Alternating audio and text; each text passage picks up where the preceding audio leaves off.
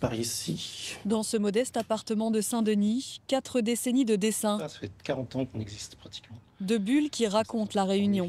On gère notre stock ici, quoi. Une quinzaine d'albums. Et puis des magazines, on en est au numéro 37. Mais il y a beaucoup de numéros qui manquent, en fait, bizarrement. On n'a jamais su pourquoi tel numéro marchait plus qu'un autre. Je pense que c'est la magie de la couverture, ça, je ne sais pas. Mais c'est assez curieux comme phénomène. Visite en coulisses avec le BDiste réunionnais le plus lu sur l'île, Thierry Monnier, alias TM. Alors qu'il est encore lycéen, le dessinateur participe à la création du magazine Le Cri du Margouillat en 1986, né d'une synergie réunionnaise, d'une volonté de parler aux lecteurs de leur quotidien, de leur histoire, en créole. Et du coup, il s'est posé la question de comment on passe de l'oralité au récit en dessin. On a décidé d'écrire comme on voulait, en fait, tout simplement. Le premier album que j'ai fait, c'est Tiburce, donc qui raconte un peu, entre guillemets, mes souvenirs de jeunesse. J'arrive pas à me détacher de La Réunion, dans quoi que je fasse, dans tous mes albums. Dessiner les pages les plus marquantes de l'histoire de La Réunion, une passion, devenue une vocation pour TM. Pour son prochain album, les traits d'Edmond Albius apparaissent sous son crayon. Ce jeune esclave réunionnais découvre comment polliniser la vanille. C'est à travers lui que TM et le scénariste Apollo vont raconter le 20 décembre 1848, date de l'abolition de l'esclavage sur l'île. Au départ, c'était surtout la volonté de raconter ce personnage qui est assez incroyable dans l'histoire de La Réunion. Et ensuite, avec le scénariste, donc Apollo, on a fait une résidence d'une année aux archives départementales. Mêler la recherche historique et la fiction pour intéresser le lecteur, c'est tout l'enjeu du genre choisi. Une subtile alchimie qui vise aussi à rendre hommage avec rigueur, en laissant le champ libre à l'imagination. Effectivement, c'est-à-dire comment faire passer des notions d'histoire, comment raconter ce qui s'est passé, mais en s'aidant de la fiction. Parce que la fiction, elle est là pour maintenir une attention au lecteur, lui donner aussi des sentiments qui ne sont pas faciles à rendre dans un livre d'histoire, quoi. 1848 est une année exceptionnelle pour l'île à double titre, l'abolition de l'esclavage, mais aussi la naissance de la bande dessinée. C'est à la bibliothèque départementale que de précieux documents révèlent toute la richesse de cette histoire. Le recueil, que transporte avec précaution le directeur Pierre-Henri Ao, vient tout juste de sortir de l'avion. Le journal satirique La Lanterne Magique, imaginé et dessiné par le jeune Potémon, projette l'itinéraire de Sarda Garriga en 1848, commissaire général de la République, venu faire appliquer le décret d'abolition de l'esclavage. Il est apparu en vente, ce recueil, à Paris, il y a quelques mois. On connaissait en fait quelques planches de ce journal que les archives départementales possèdent déjà, et on ne connaissait pas l'ensemble. Ce qui est certain, c'est que ce titre était absent de tous les recensements de presse. Ces estampes, on les doit à la lithographie d'Antoine Roussin, une technique d'impression accélérée, révolutionnaire pour l'époque.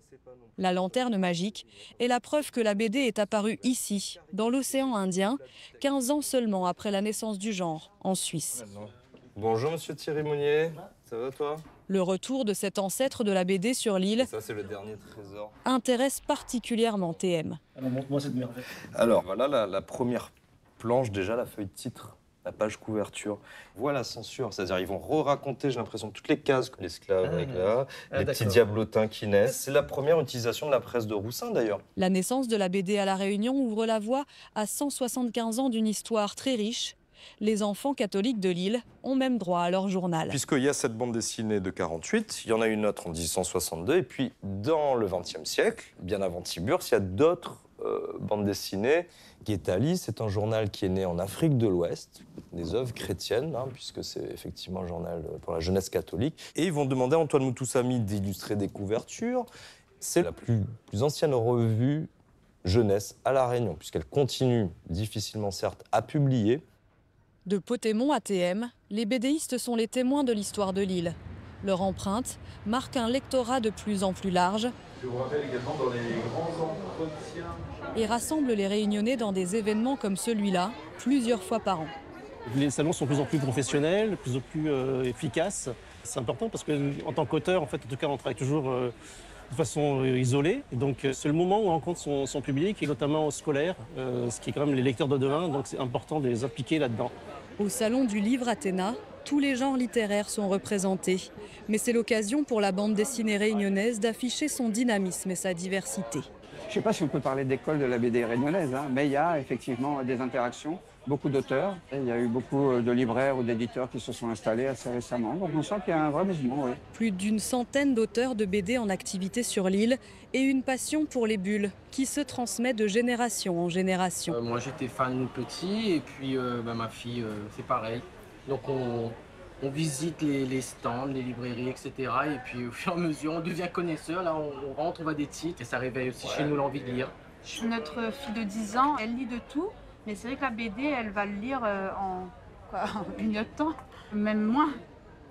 Avec un genre nouveau qui séduit ici aussi. Le manga a ses auteurs, mais aussi ses lecteurs sur l'île. C'est le dernier sorti. Ouais. Le dernier Tokyo Revengers, c'est ce qu'il manquait à la collection d'Isaya, 11 ans. C'est l'un des mangas que je préfère parce que j'adore tous les personnages et les dessins, ils sont magnifiques. Là, c'est Sanju.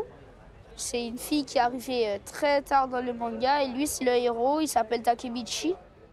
Le manga, c'est plus d'une vente sur deux, puisqu'en fait, le manga a détrôné la BD franco-belge depuis 2 ou 3 ans. Et ça reste quand même la locomotive du 9e art aujourd'hui. Des grands classiques de la BD franco-belge traduits en créole aux influences japonaises des mangas réunionnais.